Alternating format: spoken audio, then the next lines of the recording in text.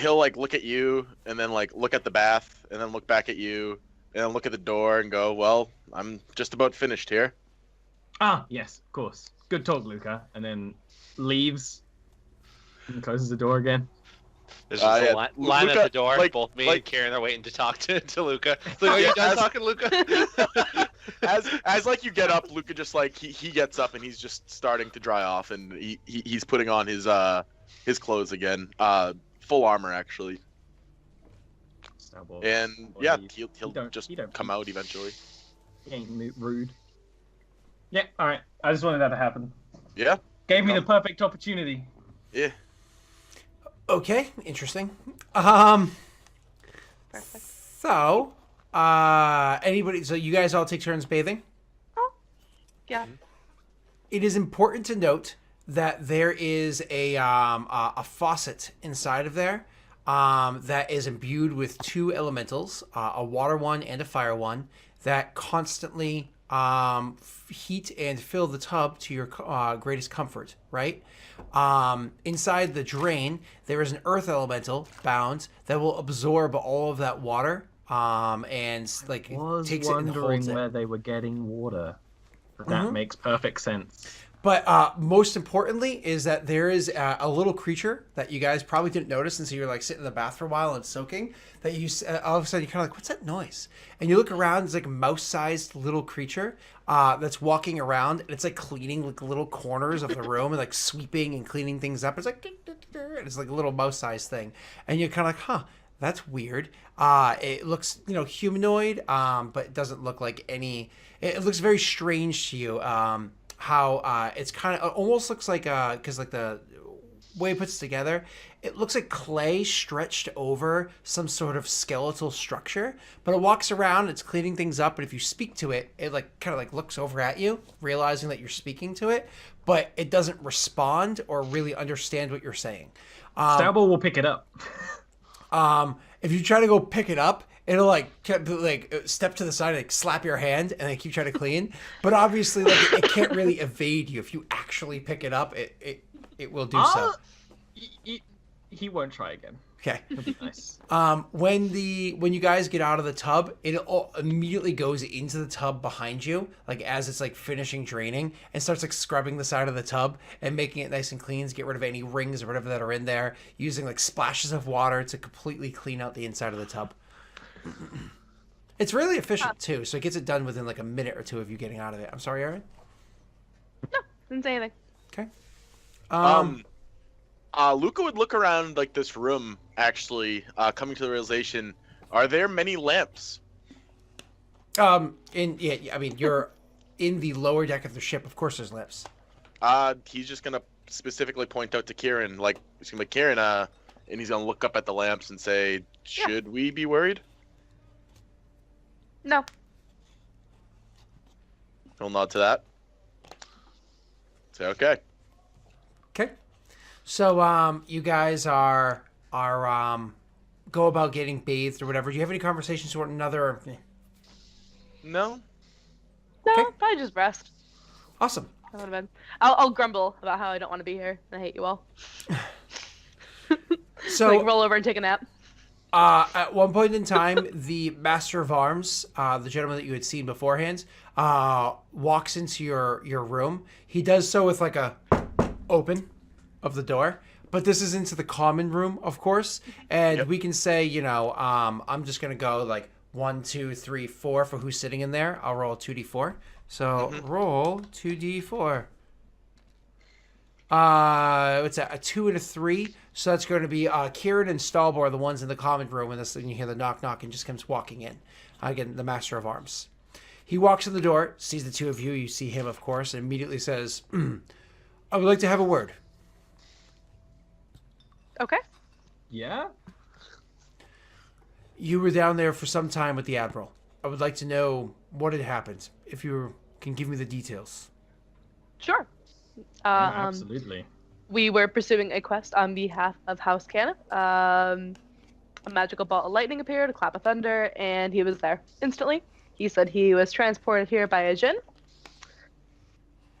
No idea how or why or to what end, and we completed our quest and We saved his life, and now we're here. We were attacked by zombies that men that were turning into trees. We're okay though. So's he. Just so you guys know, like the body of the person would be in the common room. Yeah, he would motion to it. Yep. He's actually going to just say, this right there, I saw you bringing it onto the ship. I didn't ask questions because the Admiral didn't seem to be too interested in questions being asked. I inquire, you've already informed me as to what it is. I inquire, do you need room to look at it? Not anymore.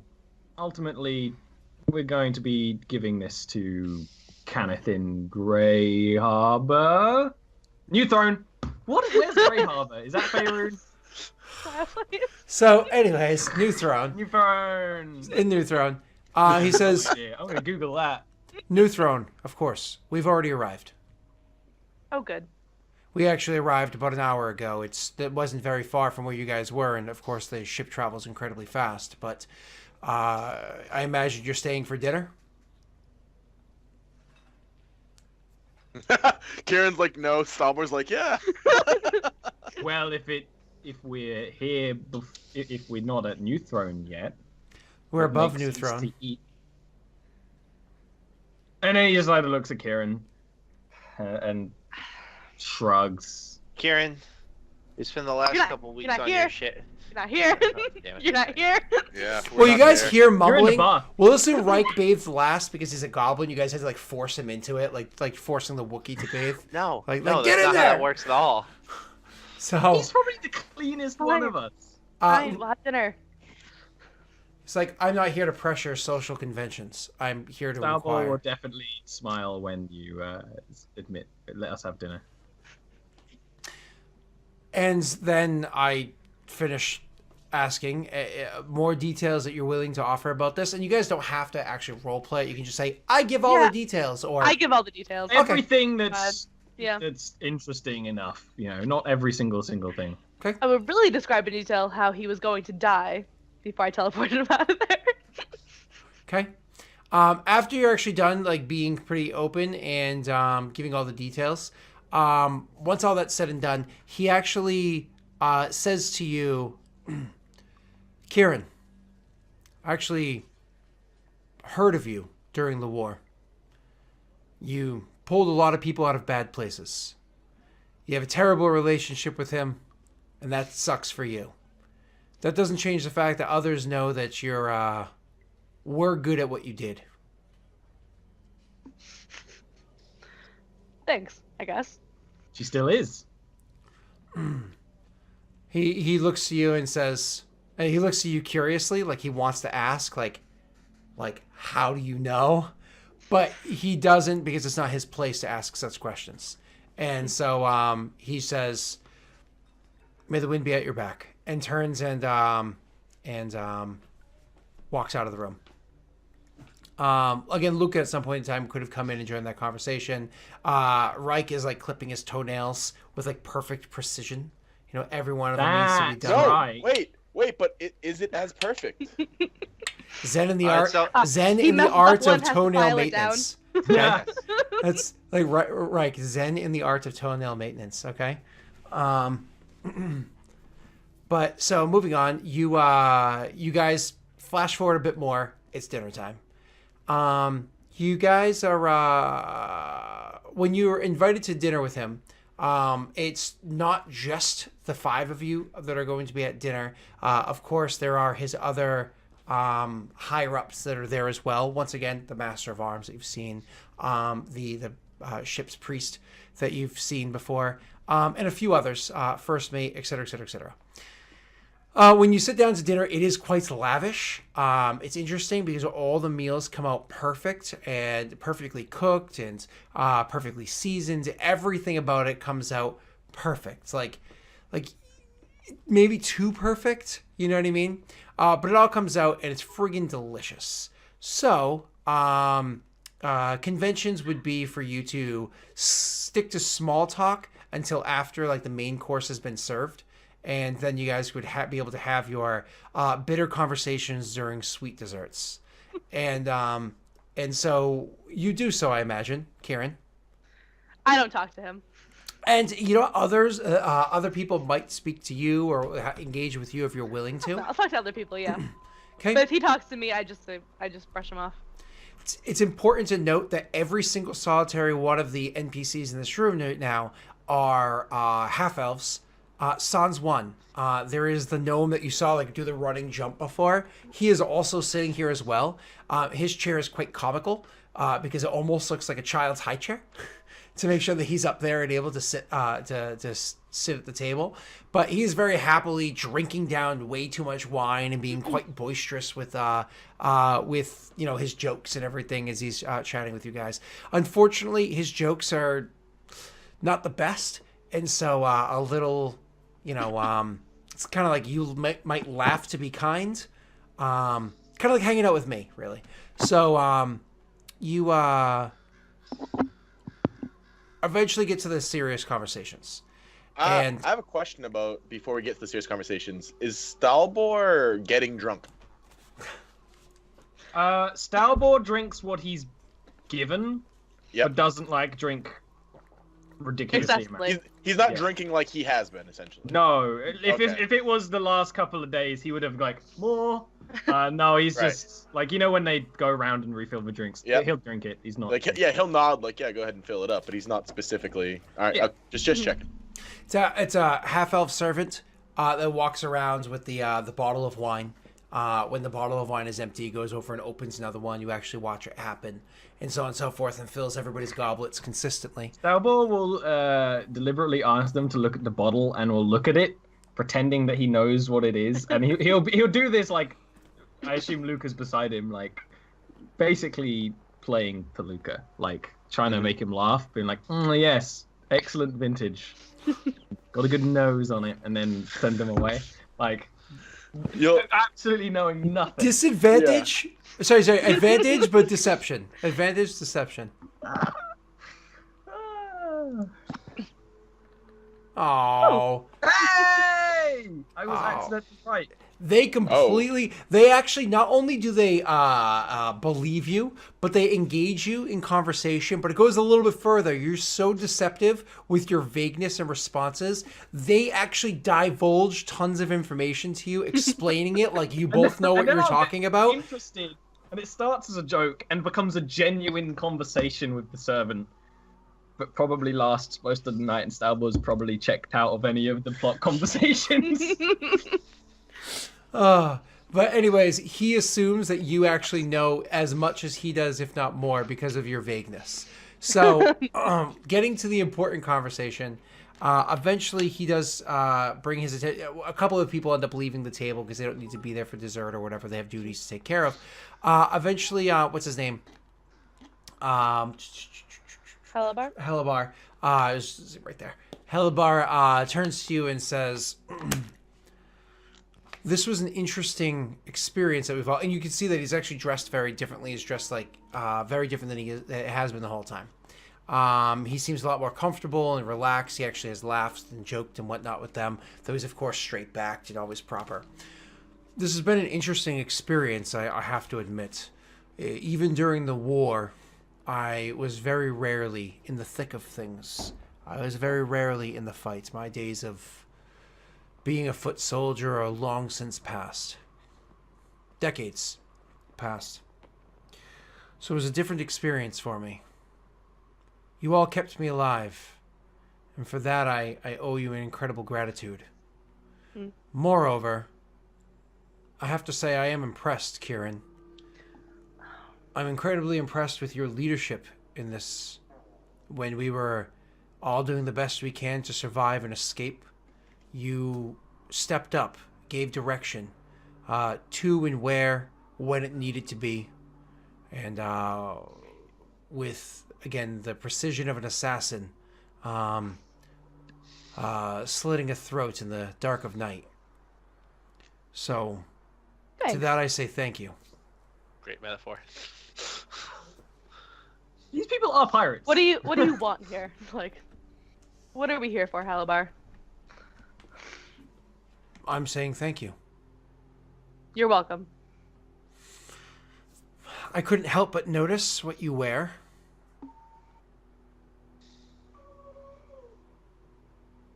What of it? Your hand. I took it off, Scott. Yeah. Oh, did you? No, yeah. Like- You took it off. He still gestures towards your hand, but where the ring is missing because he saw it before. You saw him. It started reacting, and then you took it off. So Mhm. there was like a moment that you could have Yeah. saw it. All right, so I tossed it to him. I said, "Here, it's yours." I wasn't asking for it. It's a family heirloom, sure enough, but it's something that was given to you. Keep it. It's yours. Why are you gifting it to me? It's not mine. I don't care. It has no meaning to you? No, keep it. You can give it to your kids. Oh wait. I don't understand what's going on right now. Really? Genuinely. The first thing you say to me after seeing me is that Dane was a lunatic? That he was losing his mind? And that we should never have been together? But thank you for complimenting me in the battle. I appreciate that. Doesn't erase anything that happened. Sure, but they're two different things. Are you conflating the two? They're not two different things. Who you are as a person, who you are as a soldier, You know are two what? very different things. It's your fault that Dane is dead. Just so you know. The only reason he got involved in any of that nonsense is trying to live up to your ridiculous expectations. You are a terrible father. I'm just happy you never became mine. Take the ring. They can bury it with you. He looks down at the ring. And she's gonna storm off at that. He looks down at the ring, and she storms off. And Pun intended. he shrugs, leaves the ring there, and he's like, I honestly was just trying to offer her the matching robe that I have to this ring. The robe that my grandfather wore. But she's a fool, and she will learn one day as the final blow comes and lands its way against her. Luca will not interrupt. He'd let him speak, and he'd say, "Yeah, I'm sure you know her better than I." Yeah. Actually, not very well. I knew her as a child. She was obnoxious back then. I've never really had much time with her as an adult. He like nods and says, "Well, if you knew her as a child and she was obnoxious then you know her as an adult." Perhaps the issue here, and this is the first time Rika spoke for the entire dinner. He says, perhaps the issue here, sir, is that she is not the obnoxious one. Perhaps it's you, with your pompous air, the one who carries about. I don't care if you're admiral of 1,000 ships. I don't care if you're king of a country. That was the woman who was to be your daughter-in-law, and you treat her like garbage. Dinner. I stand up and I storm. However, less. I just kind of. Rika's not very good at storming off. He doesn't Kieran stand has perfected for a Yeah. moment. Rika will stand there awkwardly for a moment, and then When Stalball realizes that both of them left, he'll get up. He'll actually walk past Halabar, pick up Kieran's ring, and then leave.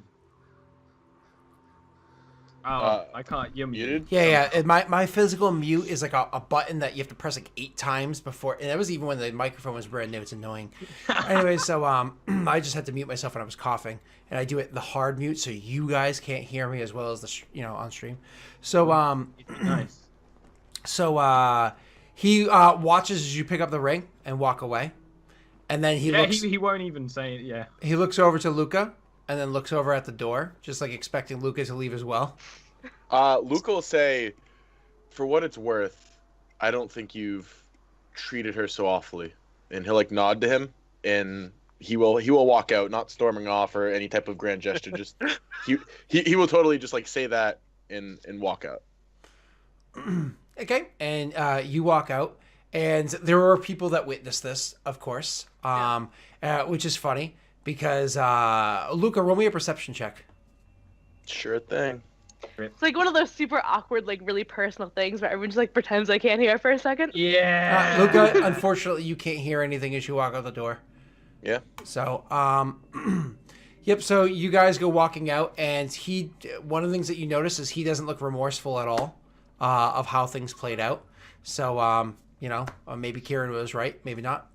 Figure it out kind of as time goes.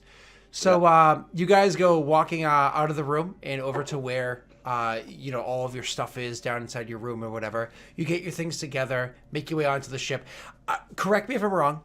Everybody else has to go and find their way to the longboat to have it bring down. Kieran just fucking jumps off the ship. Yep. Nope, done. Yep. She literally storms down, grabs her bag, and just jumps off the ship.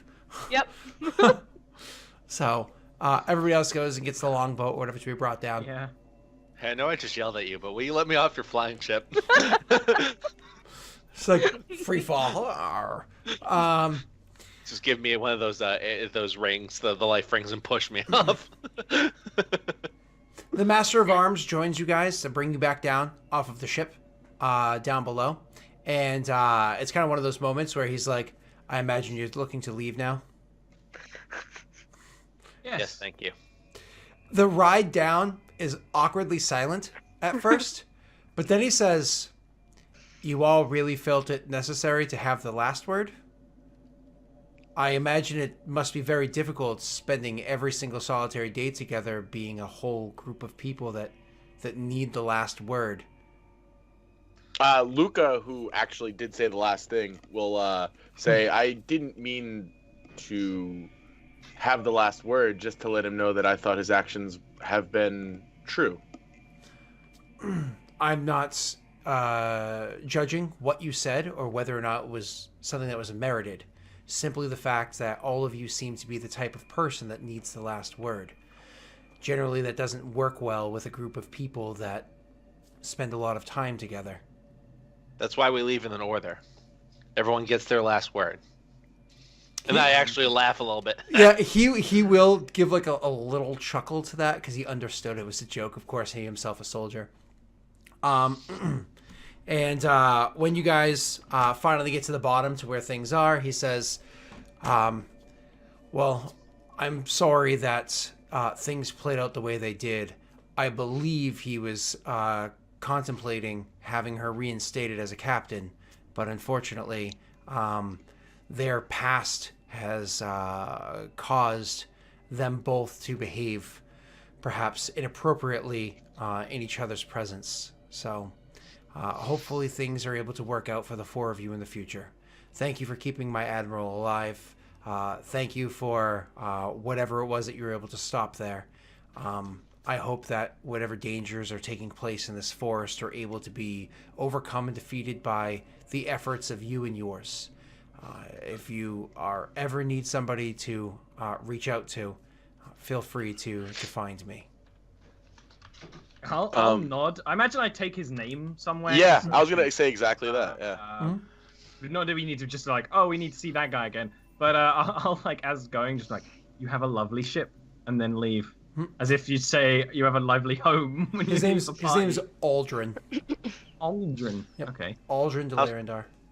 Yeah, I'll shake his hand if he'll offer it back to me, and then Of course he will. and then I'll be on my way. Okay. And you guys leave. All right, so you go your own way, heading back into the city.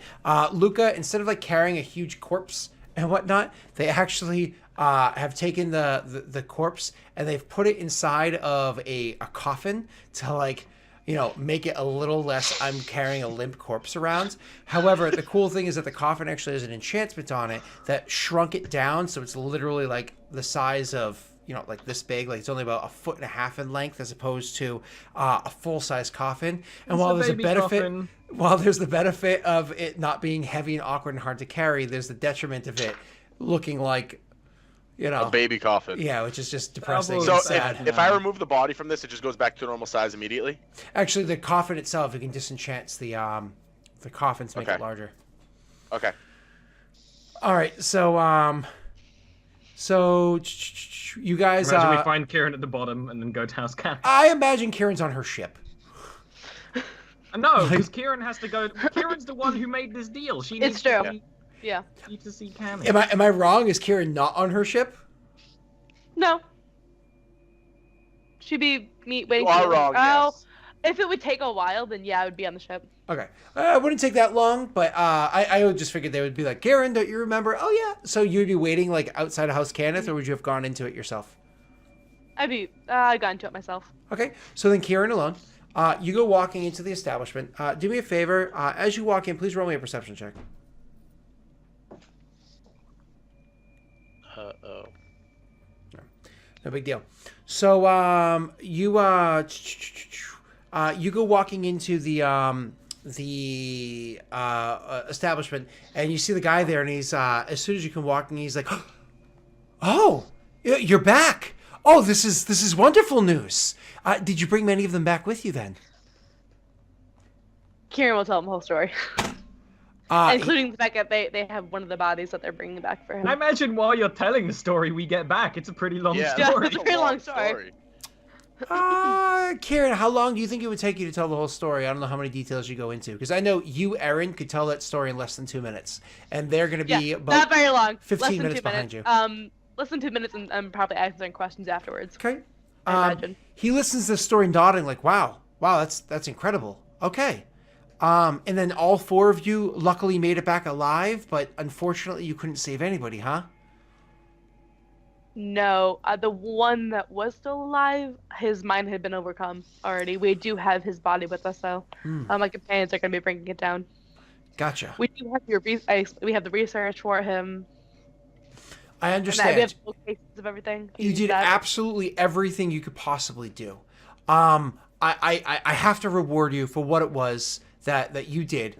You weren't able to bring anybody back alive, so I don't think it's entirely appropriate to give you the full reward, he says, and he's almost like gauging you in saying it. We could have brought back the zombie to infect everyone here. It's like That the kind one of- person who that shows kind of zero alive? compassion. Zero Yeah. compassion, the fact that everybody knows is dead. Yeah. Yeah, I'm sorry, that but kind of you, alive? you don't get to get compassion when you're like haggling over your dead friends. No, I know. I understand he's incompassionate, but I'm referring to Kieran. So he says, so he's like, okay. I We understand. can actually go back and see if we can find some of the zombies still. We can do that if you want. They'll be infected. No, before. the point is made. Let your friends come, and I will of course pay you. You don't mind my paying you in gems, then, do you? Of course, of equal value. Of course. Okay, I'll be more than happy to do that. And with that, why don't we take a break as the parties are arriving? Okay, Mr. Scott. We'll see y'all in like 5 minutes. I want to go make tea.